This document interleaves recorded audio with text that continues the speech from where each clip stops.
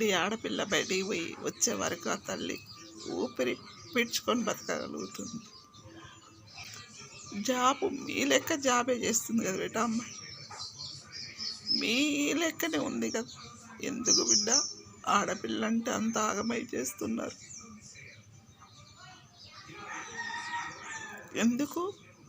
మీ అక్క కాదా? మీ తల్లి కాదా? అట్లా ఆలోచించండి. తల్లి పెంపకంలో ఆగమవుతున్నారా మీరు? తండ్రి పెంపకంలో ఆగమవుతుండ్రా? ఎందుకు ఇట్లా సైకోలాగా అప్పటికప్పుడే చేస్తుండ్రు? ఆడపిల్లని ఆడపిల్లలాగా చూడండి బేట. ఆడపిల్ల తిరగబడ్డదంటే మీరు దీని కొరక ఆలోచించండి. కాళికా దేవి దిశిస్తుంది మిమ్మల్ని, రుద్రమ్మదేవి తిరగబడుతుంది. ఎందుకమ్మా అలా చేస్తున్నారు పిల్లలు?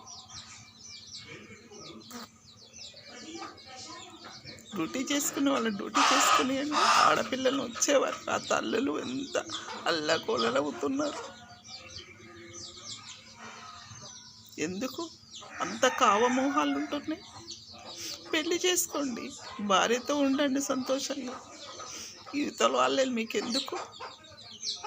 తప్పు బేట, ఆలోచించండి. అమ్మాయిల్ని నాగం చేయకండి. ఇగో ఇట్లా అయిపోతుంది కాలం.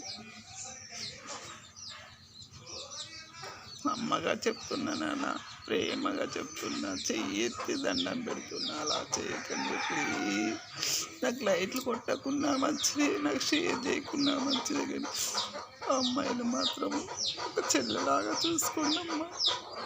తోబుట్టును అనుకోండి అమ్మ.